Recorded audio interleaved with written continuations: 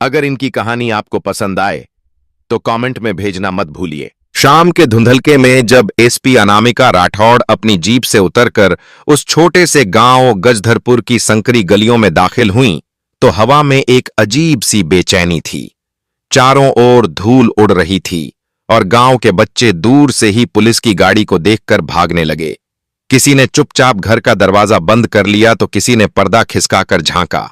अनामिका के चेहरे पर वर्षों की सख्ती और अनुभव की लकीरें थीं, लेकिन आज उसकी आंखों में कुछ तलाशने की बेचैनी साफ झलक रही थी। वो किसी केस की जांच में आई थीं, एक लड़की के गायब होने का केस। लेकिन जब उनकी नजर उस गली के नुक्कड़ पर खड़े एक पतले दुबले शांत और उलझे बालों वाले लड़के पर पड़ी तो वो कुछ क्षण के लिए पत्थर सी जम गईं, क्योंकि उस लड़के की आंखें बिल्कुल वैसी ही थीं जैसी उन्होंने वर्षों पहले अपने बेटे की देखी थीं। वही मासूमियत, वही डर, वही खामोशी। अनामिका की सांसें रुक सी गईं। उसकी आंखों में बीते सालों की पूरी कहानी कौंध गई। उसका बेटा आरव सिर्फ 6 साल का था जब भीड़भाड़ वाले मेले में अचानक लापता हो गया था। उसने पूरा राज्य छान मारा, हर चैनल, अखबार, पोस्टर में आरव की तस्वीर डलवाई, लेकिन कुछ नहीं मिला।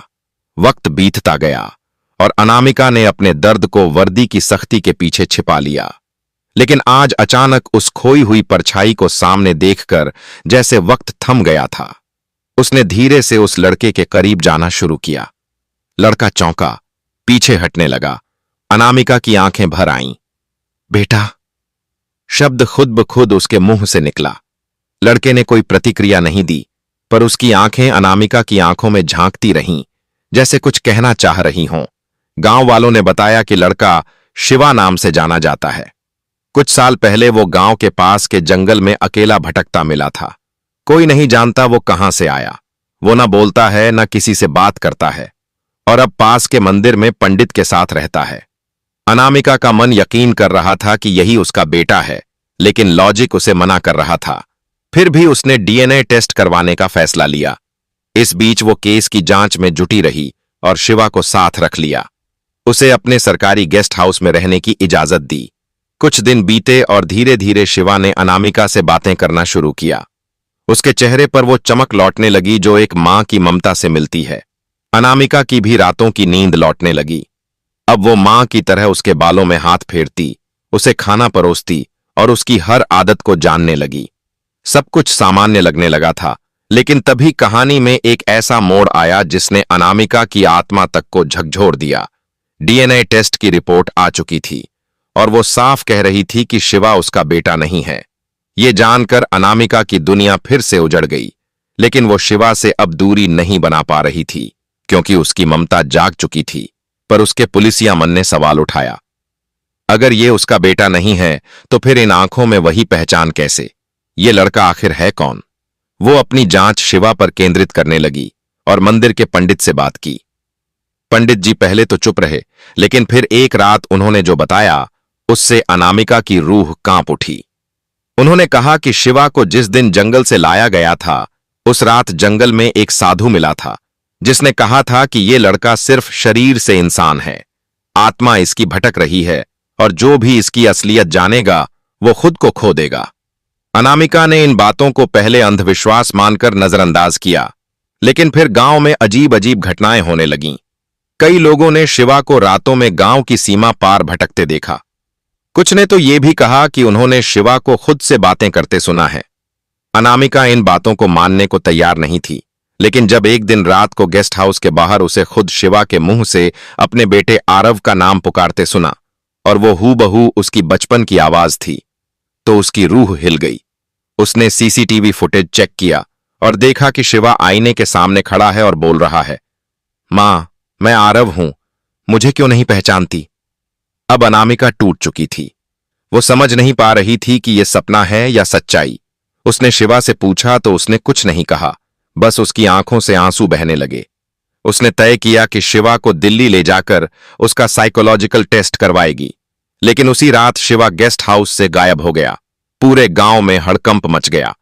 अगले दिन पास के जंगल में शिवा की लाश मिली, या जो लाश मिली वो बुरी तरह जली हुई थी।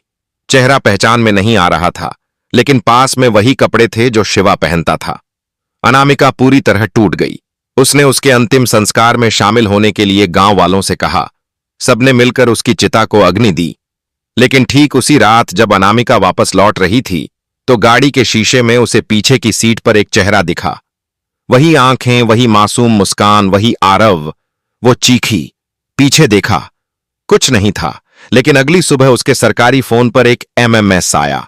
शिवा खड़ा था और कह रहा था, मां, सुहागरात से पहले मेरी सच्चाई सबको बता देना, वरना बहुत कुछ खो दोगी।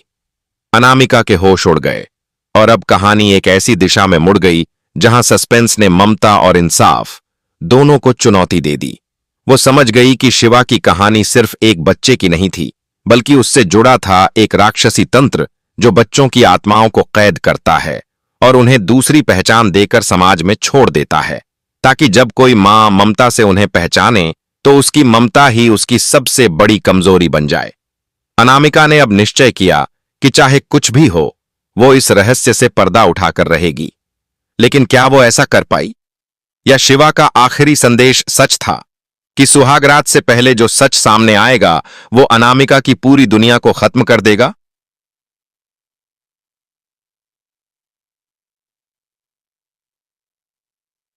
जब अनामिका ने उस एमएमएस को बार बार देखा तो उसे लगने लगा कि ये कोई आम वीडियो नहीं, बल्कि एक संकेत है। ऐसा संकेत जो किसी गहरे रहस्य की तरफ इशारा कर रहा था। हर फ्रेम में शिवा का चेहरा धीरे धीरे बदलता प्रतीत हो रहा था, जैसे कोई और आत्मा उसके भीतर से झांक रही हो।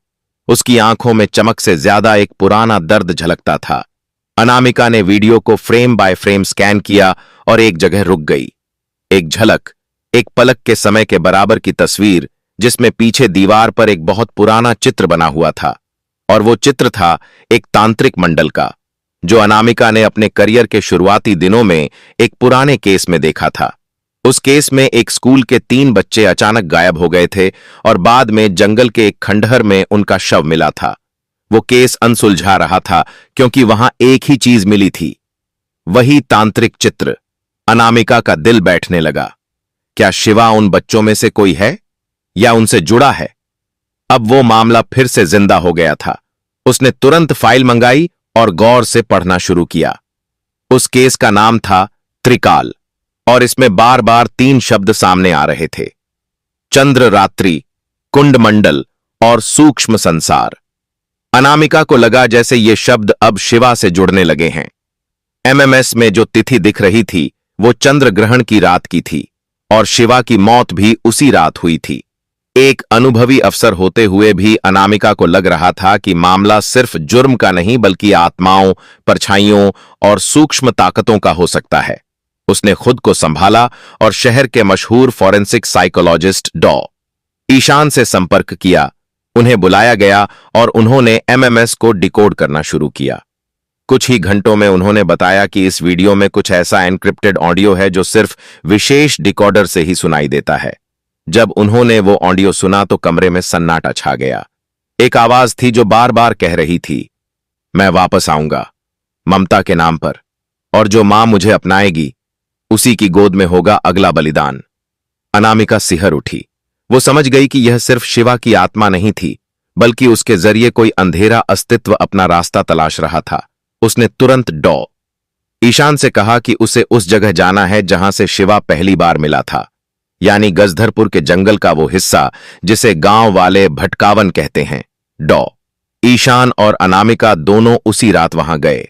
चारों तरफ सन्नाटा, जंगली झाड़ियां और हवा में अजीब सी गंध फैली हुई थी। पेड़ों पर कौवों की आवाजें और जमीन पर जली हुई लकड़ियों की राख से बना एक गोलाकार घेरा। अनामिका की आंखों में वही पुरानी केस फाइल घूमने लगी। डॉ. ईशान ने कुछ मिट्टी उठाकर टेस्ट के लिए रख ली और वहीं उन्हें एक पुराना मटका मिला, जिसे खोलते ही भीतर से निकला एक आधा जला हुआ पन्ना और उसमें लिखा था, तीसरी बार जब चंद्र छिपेगा तब मां की ममता खुद मृत्यु का द्वार खोलेगी। अब यह कोई सामान्य केस नहीं था। अनामिका के सामने 2 रास्ते थे, एक जो लॉजिक कहता था और दूसरा जो उसकी आत्मा अनुभव कर रही थी। उसने दोनों को मिलाकर एक प्लान बनाया। वो शिवा की मौत की रात का पूरा सीन रिक्रिएट करेगी ताकि पता चल सके कि कौन सी ताकतें सक्रिय थीं उसने गांव वालों, पंडित और फॉरेंसिक टीम की मदद से जंगल में उसी जगह पर रात्रि पूजन की योजना बनाई जहां शिवा को देखा गया था। जैसे ही रात गहराई, उसी समय आसमान में हलचल शुरू हो गई। बादल, ठंडी हवाएं और अचानक पंडित बेहोश हो गया। उसकी जुबान से शब्द निकले, आरव, आरव, नहीं मां, वापस मत बुलाओ। अनामिका सन्न रह गई। ये वही नाम था जो उसका बेटा लेता था। अब उसे यकीन होने लगा कि शिवा की आत्मा में आरव का कोई अंश मौजूद था, या शायद वो आरव के शरीर में किसी तांत्रिक प्रयोग का हिस्सा बना था। तभी पीछे से एक छाया उठी और वहां वो खड़ा था, शिवा, एकदम वैसा ही जीवित।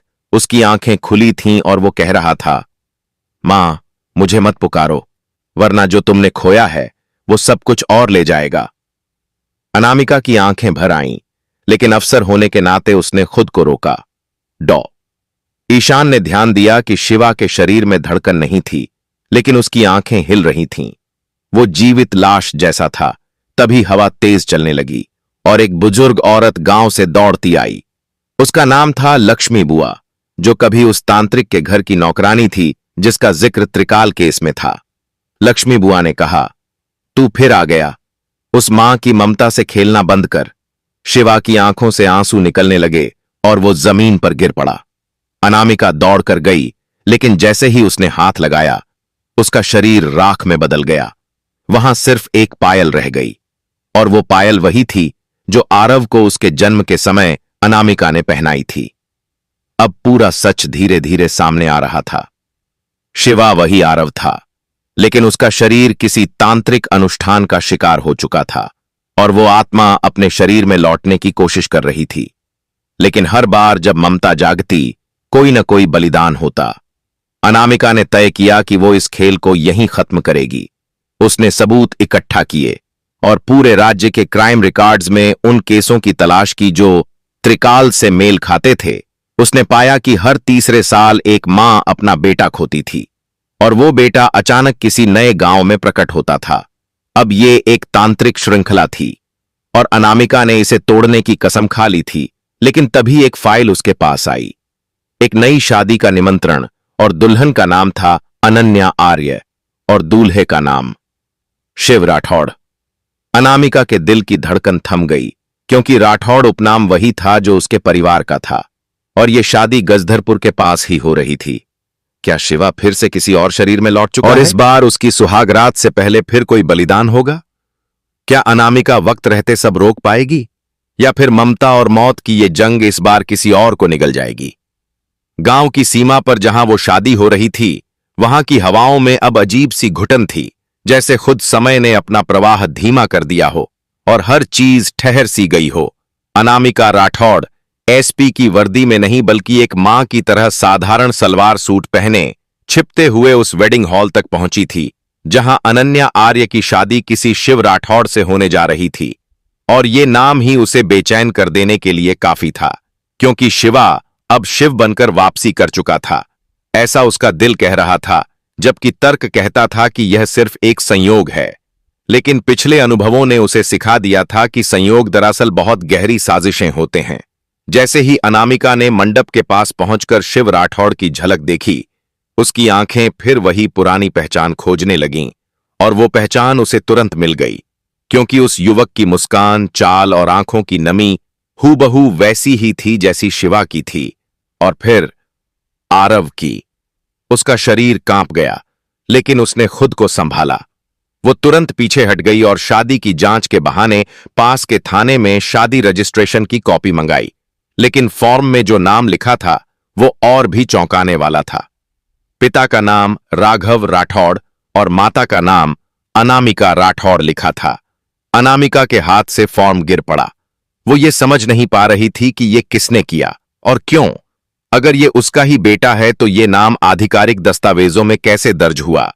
क्या यह तंत्र का खेल है या कोई औरत जिसकी ममता अब कमजोरी बन चुकी है? तभी थाने में तैनात एक कांस्टेबल ने बताया कि दूल्हा और दुल्हन शादी के बाद एक रिसॉर्ट में रुकने वाले हैं। वही रिसॉर्ट जो गजधरपुर के जंगल से जुड़ा था, वो जगह जहां शिवा पहली बार मिला था और अब जहां उसकी आत्मा दोबारा लौटने वाली थी। अनामिका ने तुरंत वहां पहुंचने का प्लान बनाया। शादी संपन्न हुई और शिव राठौड़ अपनी दुल्हन अनन्या को लेकर उस रिसॉर्ट पहुंचा, जो दिखने में तो लग्जरी था लेकिन भीतर एक रहस्यमयी ऊर्जा थी। रिसेप्शन पर एक वृद्ध महिला बैठी थी, जिसने जैसे ही अनामिका को देखा उसकी आंखों में डर तैर गया। आप यहां? उसने कांपते हुए पूछा। क्या आप वही अनामिका हैं जिसने त्रिकाल के केस में तांत्रिक गुफा की सीलिंग करवाई थी? अनामिका हैरान रह गई। तुम कौन हो? मैं वही लड़की हूं जिसे आपने 20 साल पहले उस गुफा से बाहर निकाला था, लेकिन मैं कभी बाहर नहीं निकल पाई। अनामिका समझ नहीं पाई कि ये क्या कह रही है, लेकिन अब तस्वीरें जुड़ने लगी थीं। उस गुफा के नीचे कुछ छुपा था, कोई शक्ति या आत्मा जिसे सालों से जागने का इंतजार था, और वो आत्मा अब शायद शिव राठौड़ के शरीर में आ चुकी थी। रात को ठीक 12 बजे, जब सुहागरात शुरू होनी थी, अनामिका रिसॉर्ट के उस कमरे में पहुंची जहां से तेज हवा और मंत्रों की अस्पष्ट गूंज आ रही थी। दरवाजा खुला और भीतर का दृश्य देख वो थर-थर कांप गई। कमरा किसी साधारण कमरे की बजाय एक तांत्रिक यज्ञ मंडप जैसा बना था। फर्श पर रक्त के रंग की आकृतियां बनी थीं और शिव राठौड़ अकेला खड़ा था। उसकी आंखें बंद थीं और वो मंत्र पढ़ रहा था। सामने अनन्या बेसुध पड़ी थी। अनामिका चीखी, शिव! लड़का चौंका, आंखें खोलीं और मुस्कुराया। मां, आप आ गईं? तू मेरा बेटा नहीं है, लेकिन मैं तुम्हारी ममता से जन्मा हूं। क्या इतना काफी नहीं? तू कौन है? मैं वो हूं जिसे तंत्र ने चुना और ममता ने शक्ति दी। तुम्हारे आरव की आत्मा अब मुझ में है, लेकिन मैं सिर्फ वही नहीं हूं, मैं त्रिकाल हूं। अनामिका आगे बढ़ी, लेकिन एक अदृश्य दीवार ने उसे रोक दिया। मां, अगर आपने आज मुझे रोका, तो हर उस मां का बेटा जो अपने नाम से बिछड़ा है, वो कभी लौट नहीं पाएगा। आज सुहागरात नहीं, पुनर्जन्म की रात है। अनामिका की आंखों में आंसू आ गए। उसने इंसान और आत्मा के बीच की सबसे बड़ी लड़ाई को अपनी आंखों से देखा। अनन्या अचानक उठी, जैसे किसी ऊर्जा ने उसे नियंत्रित कर लिया हो। उसने शिव का हाथ थामा और दोनों ने मंत्रों के साथ एक तांत्रिक अग्नि में प्रवेश किया। कमरे में तेज रोशनी फैली और सब कुछ अदृश्य हो गया। जब अनामिका होश में आई तो वहां सिर्फ राख थी, और राख में वो पायल पड़ी थी, वही पायल जो आरव के पैरों में थी। अनामिका चुपचाप उसे उठाकर सीने से लगा लिया, क्योंकि अब वो जान चुकी थी कि उसके बेटे ने मोक्ष पा लिया है। या शायद जब सब कुछ राख में बदल गया और सिर्फ वो छोटी सी पायल अनामिका की हथेलियों में रह गई, तब लगा जैसे उसकी दुनिया वहीं रुक गई है। लेकिन रुकना उस महिला को कभी आता ही नहीं था, जिसने अपने जीवन का हर क्षण एक बेटे की तलाश में बिताया हो। वो पायल उसकी ममता का अंतिम धागा थी, और अब अनामिका को लगता था कि कहानी खत्म हो गई है। लेकिन किस्सा वहीं से शुरू होता है जहां सब कुछ खत्म होता है, क्योंकि अगले दिन सुबह जब वो अपने सरकारी गेस्ट हाउस में बैठकर केस क्लोज करने की रिपोर्ट लिख रही थी, तभी एक बच्चा दरवाजे पर आया। कपड़े मैले, आंखों में डर और हाथ में एक पुराना खून से सना पत्र। उसने कहा, यह मुझे एक बूढ़े आदमी ने जंगल के किनारे दिया था और कहा कि इसे उसी मां को देना जो बेटे के बिना अधूरी है। अनामिका ने कांपते हाथों से वो पत्र खोला। उसमें लिखा था, तुमने जो खोया वो तुम्हारा नहीं था, और जो तुम्हारा है वो अब खुद लौटेगा। लेकिन एक अंतिम परीक्षा के बाद पत्र के नीचे एक संकेत बना था, त्रिकाल का प्रतीक। लेकिन इस बार उसमें एक नई रेखा जुड़ी थी, चौथा कोण, जो पहले कभी नहीं था। और यह संकेत था कि जो तंत्र पहले त्रिकाल में बंधा था, अब चौथी दिशा में प्रवेश कर चुका है। यानी ममता के भीतर की शक्ति ने तंत्र को चुनौती दी है। अनामिका ने उसी क्षण निर्णय लिया कि चाहे कुछ भी हो, अब वो केवल अफसर नहीं, अब वो सिर्फ मां है, और वो इस लड़ाई को अंत तक ले जाएगी। उसने सभी पुराने दस्तावेज, उन सभी बच्चों की फाइलें, केस की पूरी घटनाओं की श्रृंखला उठाई और एक चार्ट तैयार किया। हर 3 साल में एक बच्चा गायब, हर तीसरे चंद्र ग्रहण पर एक मां की कोख सूनी, और हर बार एक नया शिवा सामने। लेकिन इस बार शिवा ने खुद को आरव का नाम दिया था। क्यों? क्योंकि यह आत्मा अब पहचान मांग रही थी, ममता को चुनौती देने नहीं, उसके भीतर लौटने को बेचैन थी। अनामिका ने राज्य के सबसे बड़े योग साधक और तंत्र विशेषज्ञ आचार्य भानुदत्त से मिलने का निश्चय किया, जो हिमालय की घाटियों में रहते थे और जिनके बारे में कहा जाता था कि वो मृत्यु और पुनर्जन्म की सीमाओं को समझ चुके हैं। जब अनामिका वहां पहुंची तो आचार्य पहले से ही प्रतीक्षा कर रहे थे। उन्होंने आंखें खोलीं और सिर्फ इतना कहा, मां आ गई। अनामिका ने विनती की, मेरे बेटे को मुझसे मिलवा दीजिए। आचार्य ने कहा, मिलोगी, लेकिन देनी होगी आखिरी परीक्षा। उस आत्मा को खुद स्वीकार करना होगा कि वो किसका है, तंत्र का या ममता का। अनामिका ने पूछा, कैसे? उन्होंने एक मंदिर का रास्ता बताया जो सिर्फ मां और बेटे के मिलन के लिए बनाया गया था। मातृकुंड, एक ऐसी गुफा जहां सिर्फ सच्ची ममता प्रवेश कर सकती है और जहां आत्मा अपना अंतिम निर्णय करती है। अनामिका वहां पहुंची और जैसे ही उसने गुफा में प्रवेश किया, अंधकार ने उसे घेर लिया। आंखों के सामने धुंध, पीछे से किसी बच्चे की हंसी की आवाजें और सामने एक दीपक जो खुद ब खुद जल उठा। वहां 3 दरवाजे थे। एक पर लिखा था वर्तमान, दूसरे पर अतीत और तीसरे पर आने वाला। उसे समझ नहीं आया कहां जाए, लेकिन तभी पायल की खनक सुनाई दी और वो वर्तमान के द्वार से अंदर गई। वहां एक कमरा था जिसमें शिवा बैठा था, लेकिन वो अब कोई मृत या तांत्रिक आत्मा नहीं लग रहा था। वो एक सामान्य बच्चा था जो अपनी कॉपी में मां शब्द लिख रहा था। अनामिका ने जैसे ही उसे पुकारा, उसने सिर उठाया और कहा, तुम आ गई मां। अनामिका दौड़ पड़ी, लेकिन जैसे ही उसने हाथ बढ़ाया, शिवा गायब हो गया और दीवार पर लिखा आ गया, अब तुझे अतीत से गुजरना होगा। वो भागी और अतीत वाले द्वार से अंदर गई। वहां उसने अपने बेटे आरव को देखा, रोते हुए अस्पताल के उस बिस्तर पर जहां वो आखिरी बार उसे देख पाई थी। फिर एक आकृति आई, तांत्रिक की, जिसने आरव को उठाया और जंगल में ले गया। अनामिका चीखती रह गई, लेकिन उसका शरीर जड़ हो गया था। अचानक वो तांत्रिक उसकी ओर मुड़ा और बोला, अब तू क्या करेगी मां? अनामिका ने कहा, मैं तुम्हें खत्म कर दूंगी। तभी एक अग्निपुंज में सब कुछ जलने लगा और एक दरवाजा और खुला, आने वाला। उसने वहां प्रवेश किया तो देखा, एक स्कूल, बच्चे खेल रहे थे और एक लड़का दूर बैठा था। उसकी पीठ उसकी तरफ थी, लेकिन जैसे ही उसने आवाज दी, आरव, लड़का मुड़ा और वो आरव था, जीवित, मासूम, आंखों में आंसू। उसने कहा, मां, मैं आ गया।